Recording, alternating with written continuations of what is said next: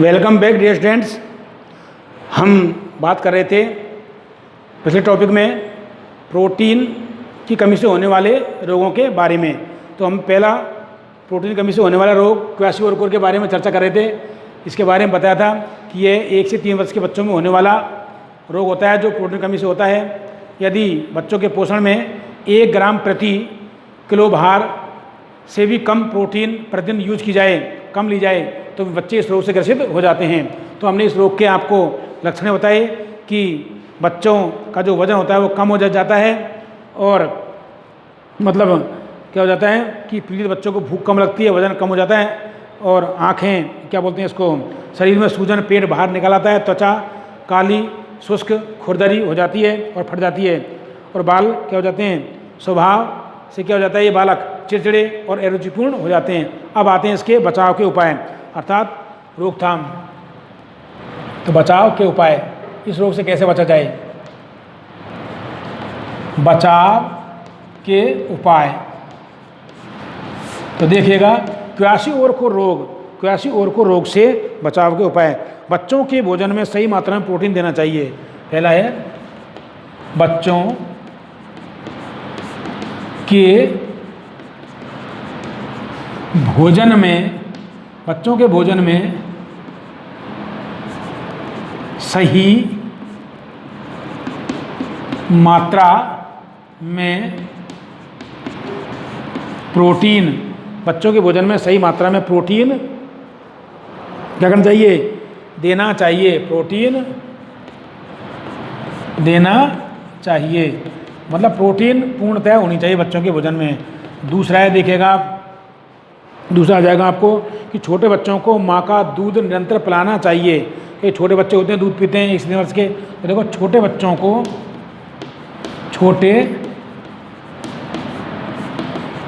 को माँ का दूध निरंतर पिलाना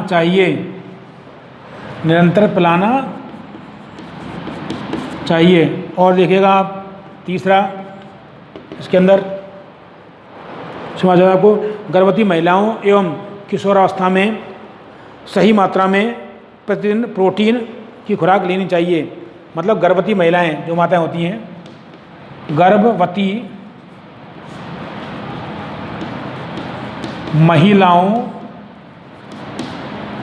गर्भवती महिलाओं एवं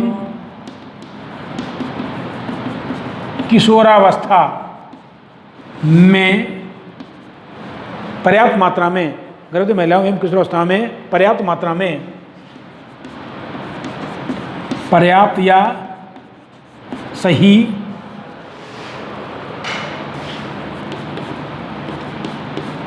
मात्रा में प्रोटीन की खुराक लेनी चाहिए।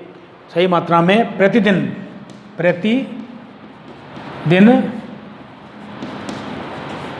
प्रोटीन की खुराक लेनी चाहिए।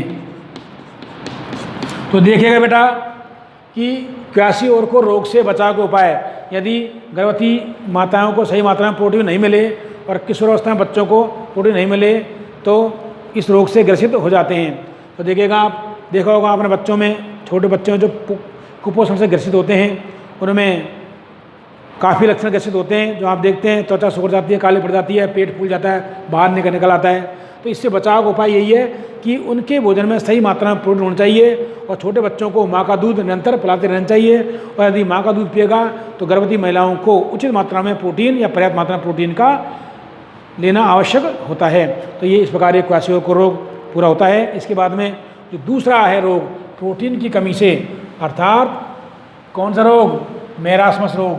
तो ध्यान देना, प्रश्न आते हैं परीक्षा में कि प्रोटीन की कमी से होने वाले किन्हीं 2 रोगों के नाम बताइए। तो इसी कड़ी में जो दूसरा रोग है आपको प्रोटीन की कमी से होने वाला, वो आता है, ध्यान देना, कौन सा, मैरास्मस रोग। कौन सा रोग, मैरास्मस रोग। देखो ध्यान से, तो मैरास्मस रोग दूसरा जो रोग है मेरास्मस, मेरास्मस, इसे बेटा सूखा रोग भी कहते हैं। सूखा रोग अर्थात नाम से बताता है बच्चा सूख जाता है, दुर्बल हो जाता है, कमज़ोर हो जाता है, मेरास्मस या सूखा रोग। तो देखिएगा ये किस कारण होता है, ध्यान देना। पोषण के दौरान, ध्यान देना, पोषण के दौरान यदि प्रोटीन के साथ साथ ऊर्जा की कमी भी हो जाए तो उसे मेरास्मस रोग कहते हैं। क्या कहते हैं? तो उसे मेरास्मस रोग कहते हैं। अर्थात ऊर्जा किससे मिलती है हमें? वसा एवं कार्बोहाइड्रेट से। यदि पोषण के साथ साथ, प्रोटीन के साथ साथ यदि वसा एवं कार्बोहाइड्रेट भी कमी हो जाए तो यह इस रोग से ग्रसित हो जाता है। इसे क्या बोलते हैं? मेरास्मस रोग कहते हैं। यह रोग 1 वर्ष से कम आयु के बच्चों में प्रोटीन, वसा और कार्बोहाइड्रेट कमी से होता है। तो देखिएगा, देखो क्या है ये, क्या बनता है? देखो, पोषण के दौरान, ध्यान देना, पोषण के दौरान यदि प्रोटीन की कमी के साथ, यदि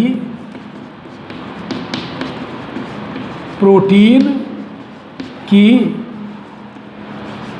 कमी के साथ, यदि प्रोटीन की कमी के साथ साथ, कमी के साथ साथ, प्रोटीन की कमी के साथ साथ ऊर्जा, ऊर्जा मतलब कैलोरी, ऊर्जा की भी कमी हो जाए, की भी कमी हो जाए तो उसे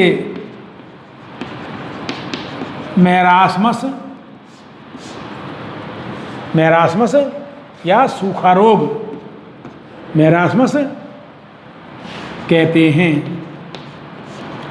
ध्यान देना, जो पोषण के मुख्य घटक हैं प्रोटीन, कार्बोहाइड्रेट और वसा, यदि यही पोषण में कमी हो जाए तो वास्तव में क्या हो जाएगा?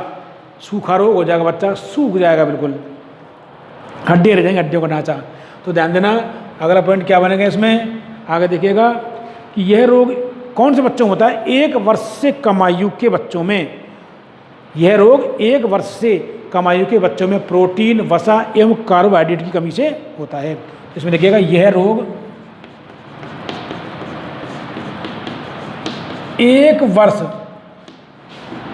से कम आयु, यह रोग 1 वर्ष से कम आयु, 1 वर्ष से कम आयु के बच्चों में, आयु के बच्चों में प्रोटीन, ध्यान देना,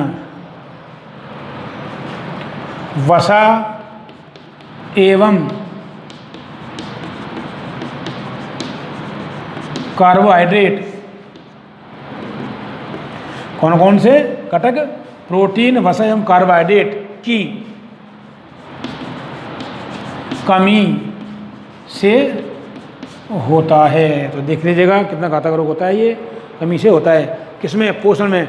यदि 1 वर्ष से कम आयु के बच्चों में, बच्चों के पोषण में प्रोटीन, वसा एवं कार्बोहाइड्रेट की कमी हो जाती है तो यह रोग हो जाता है। अब आता है इस रोग के लक्षण। ध्यान देना, रोग के लक्षण, रोग के लक्षण, कौन कौन से लक्षण दृष्टिगत होते हैं इस रोग में? ध्यान देना, पहला देखिएगा आप, इसमें बच्चों का शरीर सूख कर दुर्बल हो जाता है, इसलिए इसे सूखा रोग कहते हैं। पहला है बच्चों का शरीर, बच्चों का शरीर सूख कर दुर्बल या कमज़ोर हो जाता है। सूख कर क्या हो जाता है? दुर्बल, कमज़ोर, सूख कर दुर्बल हो जाता है। इसलिए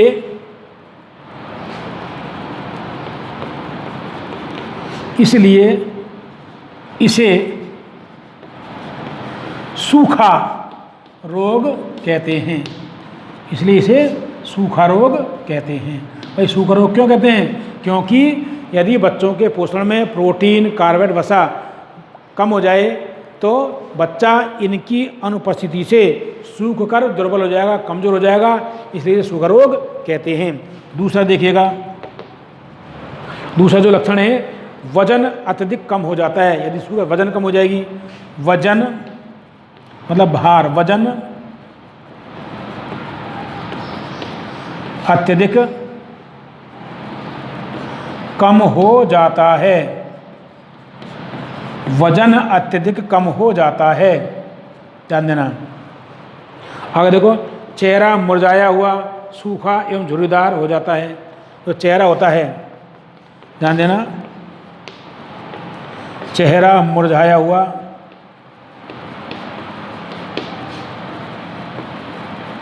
चेहरा मुरझाया हुआ, सूखा एवं झुर्रीदार, सूखा एवं झुर्रीदार हो जाता है। कैसे हो जाता है? मुरझाया हुआ, सूखा एवं झुर्रीदार हो जाता है। आगे देखिए, आँखें अंदर धंस जाती हैं। चौथा जो लक्षण है, क्या कहता है? आँखें अंदर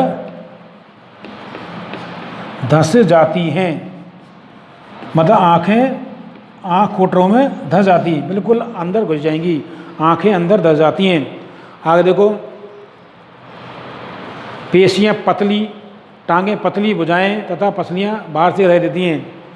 पांचवा है, पेशियाँ पतली, पेशियाँ पतली, पेशियाँ पतली, भुजाएं पतली, पेशियाँ पतली, भुजाएं, और देखिएगा पतली टांगें,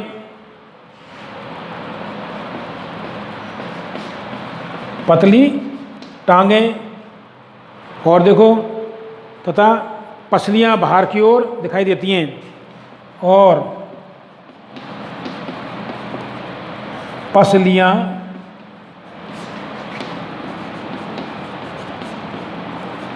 बाहर की ओर दिखाई देती हैं, निकली हुई दिखाई देती हैं। ध्यान देना, पसलियाँ बाहर की ओर दिखाई देती हैं। आगे देखो, रोग के लक्षणों में हमने आपको 5 लक्षण लिखाए हैं कि बच्चों का शरीर सूखकर दुर्बल हो जाता है, इसलिए इसे सूखा रोग कहते हैं। दूसरा है, वजन अत्यधिक कम हो जाता है, वजन में कमी हो जाती है, पोषण नहीं मिलेगा उसको तो वजन में कमी होगी। चेहरा मुरझाया हुआ, सूखा एवं झुर्रीदार हो जाता है, आंखें अंदर धंस जाती हैं, पतली पेशियाँ, पतली टांगें, मतलब सारी चीज़ें पतले हो जाते हैं, और पेशियाँ बाहर की ओर निकली हुई दिखाई देती हैं। इसके अलावा शरीर में किसी प्रकार की सूजन नहीं होती है इसमें, और बाल अप्रभावित रहते हैं। ये लक्षण इसके। अब इससे बचाव का उपाय कि इस रोग से कैसे बचा जाए, सीधी सी बात है, किसकी कमी से होता है? तो पोषण में उनकी पर्याप्त मात्रा हो जानी चाहिए, इससे ये से बचाव हो जाता है। तो ध्यान देना, जो कारण होता है, यदि वो कारण मिल जाए, रोग का दूर हो जाए, तो बचाव उपाय हो जाता है। ध्यान देना, इसमें देखिएगा आप,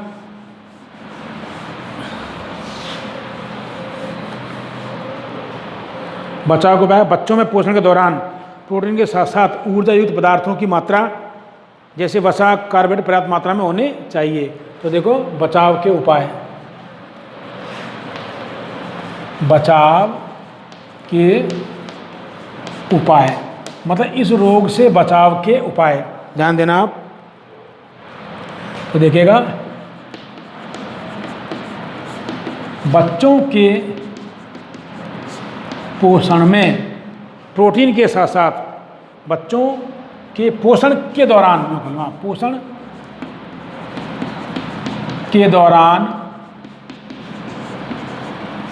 प्रोटीन के साथ साथ प्रोटीन के साथ साथ ऊर्जा युक्त पदार्थों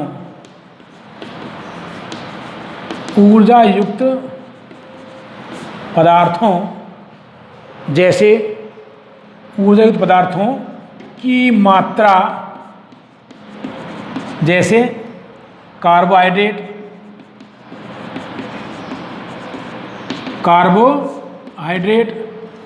वसा आदि भी पर्याप्त मात्रा में होने चाहिए। ध्यान देना, किनकी कमी से होता है? यदि वो कारणों की पूर्ति हो जाती है तो ये इस रोग से बचाव हो सकता है, अन्यथा बहुत घातक रोग होता है ये। तो देखो, बचाव के उपाय में बच्चों के पोषण के दौरान, जब बच्चे पोषण करते हैं तो उस दौरान प्रोटीन के साथ साथ ध्यान देना ऊर्जा युक्त पदार्थ, तो ऊर्जा देने वाले पदार्थ कौन कौन से होते हैं? कार्बोहाइड्रेट और वसा, इनसे ऊर्जा प्राप्त होती है शरीर को। और प्रोटीन शरीर में टूट फूट की मरम्मत, विकास, वृद्धि कार्य में सहायक होता है। तो पदार्थों की मात्रा जैसे कार्बोहाइड्रेट, वसा आदि पर्याप्त मात्रा में होने चाहिए। तो ध्यान देना, ये आपके प्रोटीन की कमी से होने वाले रोग हो गए। अब एक सारणी और दे रखी है आपके कि प्रोटीनों की न्यूनता, विटामिनों की न्यूनता से होने वाले रोग और होने वाले रोगों का नाम और उनके कार्य और स्रोत, तो उनके बारे में आपको चर्चा करनी है। मैं आप उसका PDF डाल दूंगा उस सारणी का बना करके, आप उसमें देख लेना, किताब में दी हुई वैसे, फिर मैं आपको एक बार इसको रिपीट करा देता हूँ। जैसे हल्का सा देख लीजिए आप, इससे विटामिन की कमी से होने वाला रोग, पोषण में विटामिनों की कमी से होने वाला रोग, विटामिनों की न्यूनता से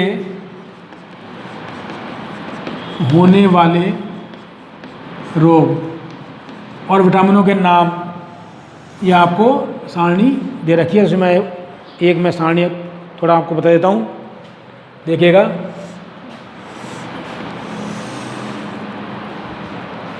ऐसे आपको सारणी बनानी है, देखिएगा। यह आ जाएगी क्रम संख्या, इसमें आ जाएगा आपको विटामिन,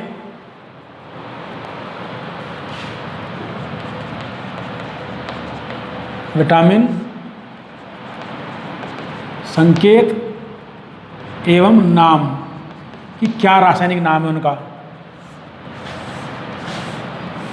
विटामिन संकेत एवं नाम। और दूसरे में आ जाएगा इनके न्यूनता से होने वाला रोग, कमी से या न्यूनता रोग, कि विटामिन की न्यूनता से कौन से रोग हो जाते हैं। ये बहुत जरूरी पूछ जाता है कि फला विटामिन की कमी से कौन सा रोग हो जाता है। जैसे विटामिन की कमी से कौन सा रोग होता है? रतौंधी। और इनके क्या कार्य, कि विटामिन क्या कार्य करता है, या कार्य आ जाएगा।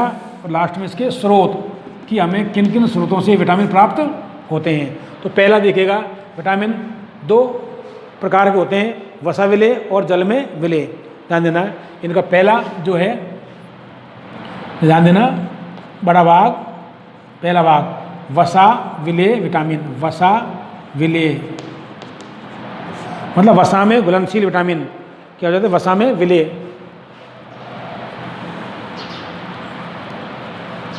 वसा में विलेय, ध्यान देना, ये तो इसमें ध्यान, पहला विटामिन देखे ध्यान से। यहाँ आ जाएगा आपको विटामिन ए, विटामिन ए, इसका रासायनिक नाम है रेटिनॉल, ध्यान देना।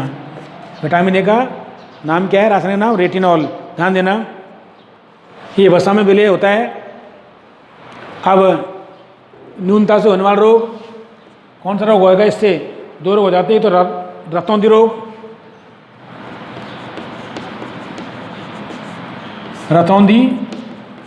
और एक होता है जीरोप्थेल्मिया, जो पढ़ा था मैं, जीरोप्थेल्मिया।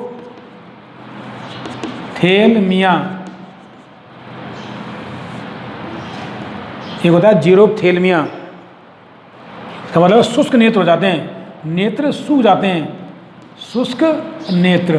ध्यान देना, एक दो विटामिन के बारे में बता देता हूँ, फिर आप उसको आराम से PDF डाल दूँगा बेटा मैं, आप क्लियर हो जाएगा आराम से।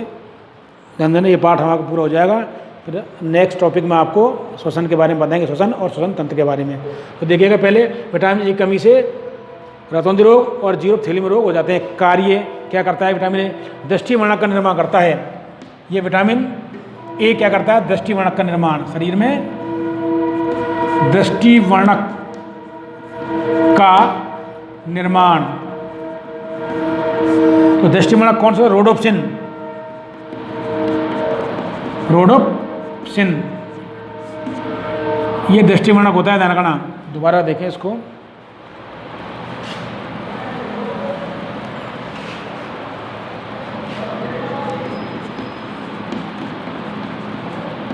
रोडोप्सिन।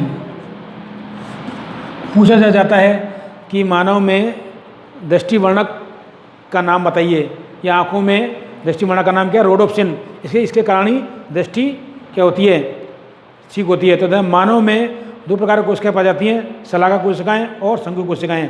तो ध्यान देना, शलाका कोशिकाओं में ये रोडोप्सिन वर्णक का निर्माण होता है, जिसे दृष्टि वर्णक कहते हैं। विटामिन ए से विटामिन ए हम यूज करेंगे तो इसका निर्माण होता है, और यदि इसकी कमी हो जाती है विटामिन ए की, तो शलाका कोशिकाओं में इसका निर्माण कम हो जाता है, और या नहीं होता है तो हमें रतौंधी रोग हो जाता है। अब देखिएगा इसके स्रोत, हरी सब्जियां, गाजर, टमाटर। हरी सब्जियां, गाजर, टमाटर, यकृत, पीतक आदि बहुत सारे हैं, यूज़ करने से हो जाते हैं। तो देखिएगा आगे देखो आप। अब आता है विटामिन डी। दूसरा है वसा मिले।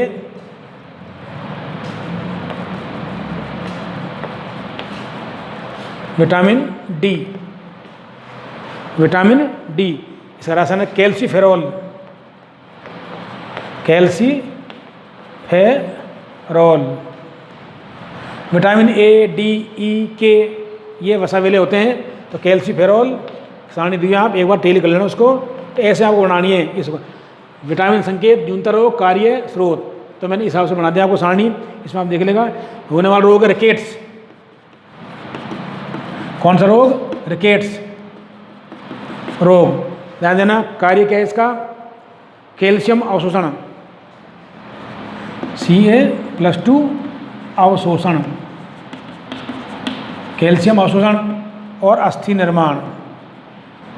अस्थि निर्माण ये विटामिन ए नाम से कैल्शियम की कमी से कौन सा रोग हो जाता है? रिकेट्स रोग। या विटामिन डी की कमी से रिकेट्स रोग हो जाता है। तो कैल्शियम खनिज पोषण उचित मात्रा में लेना चाहिए हमें। अब देखिएगा कहाँ मिलेगा ये? मछली, यकृत, तेल, दूध। मछली, यकृत, तेल, दूध और भी काफ़ी सारे हैं। और ध्यान देना, प्रकाश की उपस्थिति में विटामिन डी का निर्माण होता है। ये प्रश्न आया था परीक्षा में। प्रकाश की उपस्थिति में विटामिन डी का निर्माण होता है। कहाँ पर? त्वचा में। प्रश्न आया था कि त्वचा में प्रकाश की उपस्थिति में किस विटामिन का निर्माण होता है? Vitamin D. तो ऐसा प्रश्न आया था, ध्यान रखना। तीसरा जो है विटामिन, वो आ जाएगा vitamin E. Vitamin E, tocopherol. Vitamin E रासायनिक नाम है टोकोफेरॉल। टोकोफेरॉल। टोकोफेरॉल। टोकोफेरॉल। इसमें जो आपको आ जाएगा बांझपन। क्या होता है? बांझपन, नपुंसकता लाता है ये। बांझपन, नपुंसकता। बांझपन और अंगघात दो रोग हो जाते हैं, बांझपन और अंगघात। ध्यान देना, इसमें अस्तंत्र वसा का अक्षकण, एंटीऑक्सीडेंट होता है ये। अस्तंत्र वसा का अक्षकण रोकना क्या करता है ये? असंतृप्त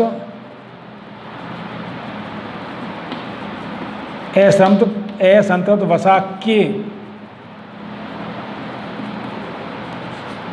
ऑक्सीकरण को रोकना, मतलब एंटीऑक्सीडेंट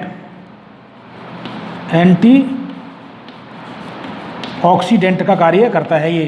कहाँ मिलेगा? हरी पत्तियाँ, हरी पत्तियों में, गेहूं के अंकुरों में, हरी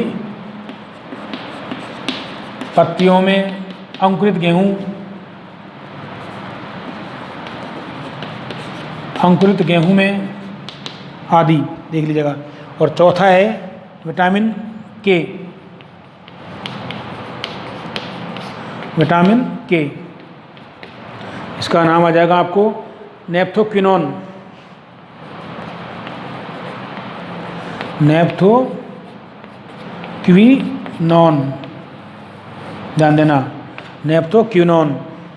इसमें कौन सा? रुधिर का थक्का ने जमना, रुधिर मतलब इसमें आ जाएगा रुधिर स्त्राव, रुधिर स्त्राव, रुधिर का थक्का ने जमना, रुधिर का थक्का ने जमना, ध्यान देना, रुधिर का थक्का ने जमना, लगातार रुधिर बहता रहता है इसी कमी से। तो प्रोथ्रोम्बिन का निर्माण, क्या कार्य है? प्रोथ्रोम्बिन का निर्माण, रुधिर प्रोटीन है, प्रोथ्रोम्बिन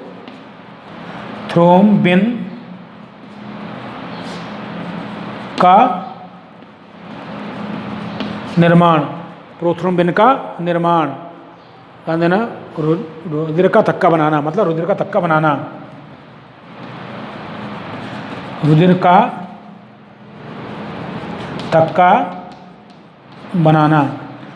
और किससे प्राप्त होता है ये? हरी पत्तियाँ, आंत्र जीवाणु तो संश्लेष, हरी पत्तियों में, हरी पत्तियों में मतलब हरी पत्तीदार सब्जियों में, हरी पत्तियों में, और आपको मिल जाएगा आंत्र द्वारा जीवाणु संश्लेषित, आंत्र द्वारा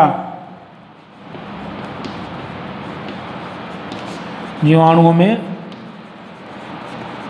संश्लेषित होता है। तो ये एक और आता है वसा विलेय में।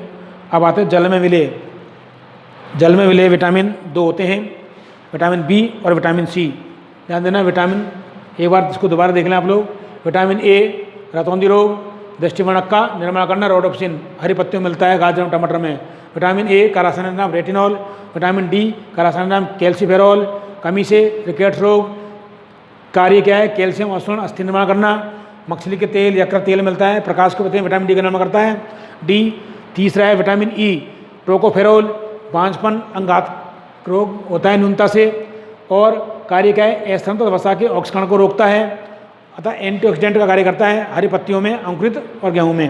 अब बताए विटामिन के, नेप्थोक्विनोन, रुधिर स्त्राव अर्थात रुधिर का थक्का जमना, प्रोथ्रोम्बिन का निर्माण करना, हरी पत्तियों में, वगैरह में इनमें मिलता है। अब आता है जल में विलेय विटामिन। जल में विलेय 2 प्रकार के होते हैं, ध्यान देना। विटामिन बी, विटामिन B1 से कौन कौन से रोग होते हैं? विटामिन काफ़ी सारे होते हैं, vitamin B2, vitamin B1, vitamin B2, 3, 12, काफ़ी सारे। और vitamin biotin H, vitamin H अर्थात विटामिन B7। और विटामिन सी से इसका रोग होता है, किसे मिलता है? आंवला, नारंगी, नींबू, संतरा वगैरह में मिलता है विटामिन सी। तो देखिए जल में विलेय, एक बार इनको और देख लें हम। 5वां जल में विलेय, सेकंड, इसमें आ जाएगा पहला है विटामिन बी।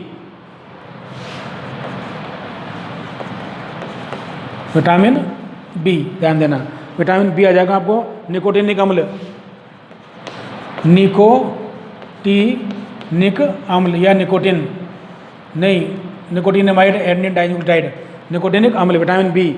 कमी से पेलाग्रा रोग हो जाता है, पेलाग्रा रोग। कार्य क्या है इसका? एनएडी का भाग किसे पाया जाता है? ये एनएडीपी का भाग होता है। ये क्या होता है? Nicotinamide adenine dinucleotide. Nicotinamide adenine dinucleotide phosphate, इनके पूरे नाम इनके भाग होते हैं। तो स्रोत कहाँ मिलता है ये? साबुत अन्नों में। कहाँ मिलेगा? साबुत अन्नों में।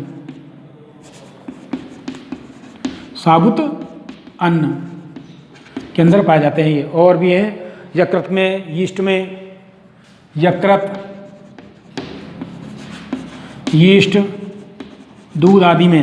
अब देखिएगा आपको छठवां, इसमें आप ले लो विटामिन B1 बेरी बेरी, मतलब विटामिन B1।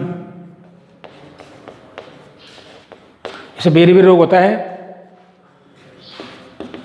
बेरी बेरी रोग, मतलब सह एंजाइम TTP का निर्माण करता है ये। सह एंजाइम TPP का भाग होता है। सह एंजाइम TTP का भाग, TTP थायमिन पायरोफास्फेट, TTP का पूरा नाम है थायरिन पायरोफास्फेट, थायरिन पायरोफास्फेट TTP, तो इसका भाग होता है ये विटामिन डी। इसमें आपको किससे प्राप्त होगा? यीस्ट, यकृत, दूध। यीस्ट, यकृत, दूध। अब आता है बेटा लास्ट, जो आप साथ में काफ़ी सारे हैं इसके, बहुत सारे। अब आता है विटामिन सी। विटामिन सी में आप देखिएगा, विटामिन सी, विटामिन सी, इससे स्कर्वी रोग हो जाता है, स्कर्वी रोग, ध्यान देना। विटामिन सी से स्कर्वी रोग हो जाता है। और मसूड़ों से खून आना, इसमें क्या होता है? मसूड़ों से खून आता है, मसूड़ों से खून बहता है, ध्यान देना। कार्य इसका है कोलेजन संश्लेषण, एंटीऑक्सीडेंट, कोलेजन संश्लेषण। कहाँ मिलेगा आपको? नींबू वंश के कुल, नींबू वंश के फलों में, आंवला और इनमें, ध्यान देना, टमाटर में मिलता है। तो आपका ये पाठ पूरा होता है।